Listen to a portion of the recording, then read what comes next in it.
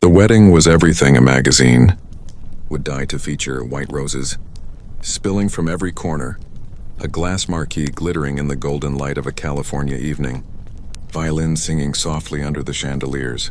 The guests came dressed like royalty, sipping champagne that cost more than a month's rent. Laughter floated through the air, expensive and hollow, the kind that sounds practiced. And yet, just beyond the perfectly polished garden, leaning on an old Harley that looked painfully out of place among the limousines, stood a man in a worn leather jacket, his silver beard brushed by the wind, his hands clutching a single bouquet of wildflowers. His name was Jack Malone, the bride's father. Jack had spent his life on the road, a biker, a mechanic, a man who'd built everything with his own hands and broke it just as often. Once, when his daughter Lily was a little girl, she used to ride on the back of his Harley, clutching his waist and squealing every time the engine roared. He'd take her to the fairgrounds on Sunday mornings, buy her cotton candy, and tell her that no matter where life took her, she'd always be his little girl. But life had taken her far, too far. Her mother, elegant and ruthless, left Jack when Lily was 10, marrying a businessman who promised stability and status. Lily had grown up in that new world: marble kitchens, ballet lessons, private schools, and then slowly, the smell of gasoline and leather became something to hide. When the invitation arrived, handwritten in gold script, Jack was stunned. He thought maybe, after all these years, his daughter had forgiven the roughness of his past. He cleaned his bike for hours that morning, polished his boots, even wore a clean white shirt under his old cut. The wildflowers he picked himself, daisies and lavender from the roadside near his shop. He didn't know what else to bring a daughter who already had everything. When he arrived, heads turned. The security guard at the gate frowned before asking if he was delivering something. "I'm the father of the bride," Jack said quietly, his voice raspy from years of wind and whiskey. The guard hesitated but let him through.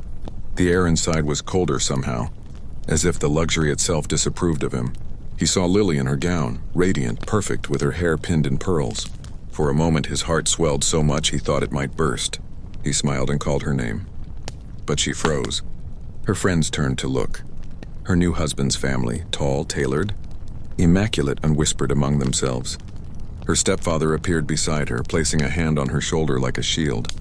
"Lily," Jack said softly, stepping closer. "You look just like your mother did the day I met her." Her lips trembled, but then she caught the stares around her and straightened. "Dad," she whispered, "you shouldn't be here. I just wanted to see you, to tell you how proud I am. I brought you something." He held out the bouquet, his rough fingers shaking slightly. The flowers looked pitiful next to the flawless white roses. Someone laughed quietly. Her mother's voice came sharp as glass. "Lily, let's handle this outside." They stepped into the garden. Jack could hear the music swelling behind the glass walls, the laughter continuing as if nothing sacred was breaking. "Please," he said, "I won't stay long. I just wanted to see my little girl walk down that aisle." Her eyes glistened, but then she shook her head. "You're embarrassing me. Dad, you shouldn't have come in those clothes on that bike. People don't understand." "People?" he asked, his voice heavy. "Since when did people matter more than your old man?" The groom came out then, his smile polite and icy. "Sir, this is a private event. Maybe it's best if you go." Jack looked at his daughter one last time. "You got your mother's fire," he murmured. "But I guess you got her pride, too." He placed the flowers on a nearby chair and turned to leave. Behind him, someone whispered, "Good riddance." He didn't look back. The sound of his engine shattered the polite laughter inside as he rode away, the wildflowers forgotten under the glow of chandeliers. That night, the city felt colder than it had in years. Jack rode aimlessly through the streets, his thoughts crashing louder than the wind. He stopped at a diner just before dawn, the kind where the coffee tastes like ashes and the jukebox plays old country songs no one remembers. A few bikers from his club, the Iron Hearts, sat at the counter. They knew something was wrong before he spoke. "She kicked me out," he said simply. They didn't say much, just nodded in quiet understanding. One of them, Big Mike, clapped a hand on his shoulder. "You raised her, brother. The world might have changed her, but blood don't wash off that easy." Jack gave a tired smile. "Maybe, but I reckon she needs reminding." For a week he disappeared. The shop stayed closed. The Iron Hearts went on their usual runs, but whispers spread that Jack was planning something. When he finally showed up at the clubhouse, the men fell silent. He stood there in the doorway, his eyes clearer than they'd been in years. "Boys," he said, "next Saturday we ride." "Where to?" someone asked. Jack smiled faintly. "To a wedding gift I forgot to deliver." That Saturday morning, the small town woke to a sound like thunder rolling across the earth. 500 bikes lined the highway, a river of chrome and leather stretching as far as the eye could see. Flags fluttered, engines roared, and at the front rode Jack, his head held high, his eyes fixed on the horizon. At the edge of the city, Lily and her new husband had just returned from their honeymoon. Their luxury home sat on a hill overlooking the town. Glass, stone, and perfection. As she sipped her coffee by the window, she heard it first. A deep, growing rumble like a storm coming. Her husband frowned and went outside. "What the hell is that?" Within minutes, the street was filled.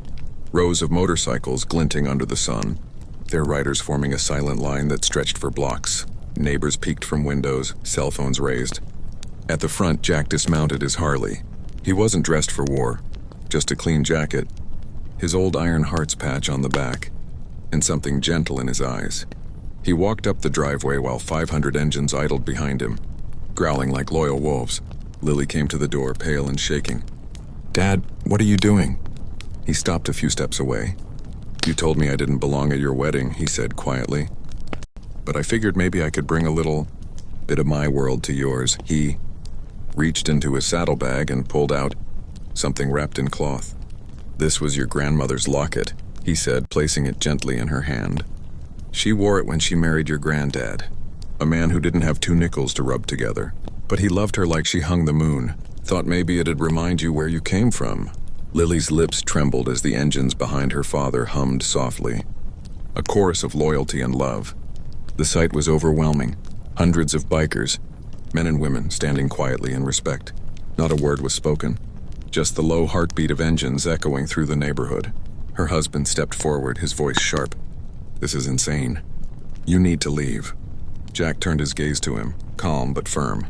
"Son, I don't want trouble. Just wanted her to know she's still got family who'd ride through hell for her." For the first time, Lily saw it, the love, the pain, the years he'd carried alone. The smell of gasoline and leather didn't seem dirty anymore. It smelled like her childhood, like safety, like home. Tears filled her eyes. "Dad," she whispered, "I'm so sorry." Jack's hard face softened. "Don't be sorry, baby girl. Just don't forget who you are." She took a shaky breath, then stepped forward and hugged him. The crowd erupted, not with cheers, but with the low, respectful roar of engines revving in unison, like thunder answering heaven. Neighbors watched in awe, phones trembling in their hands as they filmed something they'd never forget. A daughter embracing the man she once denied, surrounded by the rumble of 500 hearts that refused to let love die. When the engines finally fell silent, Jack smiled. "Guess I'll get going," he said. "Got miles to ride and grease to earn." "Wait," she said. "Stay for dinner, please." He chuckled softly. "I don't think your husband would like that." Her husband looked around, uneasy under 500 eyes. "It's fine," he muttered. Jack nodded. "Maybe another time." He turned to his brothers, raising his hand. The engines roared again, shaking the ground as the convoy began to move. Slow, proud, unstoppable. Lily stood on the steps, clutching the locket, watching as the man she'd once been ashamed of became something greater than any millionaire she'd ever met, a legend. That night, long after the bikes had vanished into the horizon, she sat in her room, scrolling through her phone. Every social feed was flooded with videos. Biker Dad returns with 500 riders. The most powerful reunion you'll ever see. Strangers wrote things like, "That's real love. And that's what fathers are made of." She cried quietly, holding the locket to her chest. A week later, she drove alone to her father's garage. The place smelled of oil and rain. Jack was under a bike, grease up to his elbows, music humming softly from an old radio. When he saw her, he smiled but didn't say a word. She sat down beside him on the cold floor. "You still make the best coffee?" she asked. "Only if you like it burnt," he replied. And they both laughed, the kind of laugh that stitches time back together. They talked for hours and about nothing, about everything. When she finally left that night, he stood in the doorway watching her taillights fade. The wind carried the faint hum of an engine somewhere in the distance. And for the first time in years, Jack felt peace. Sometimes the road to forgiveness isn't paved in words, but in miles, long, loud and full of thunder. And somewhere out there, when the wind carries the sound of 500 bikes across the hills, folks still say that was the day a daughter found her way home, guided not by gold or glory, but by the roar of her father's love.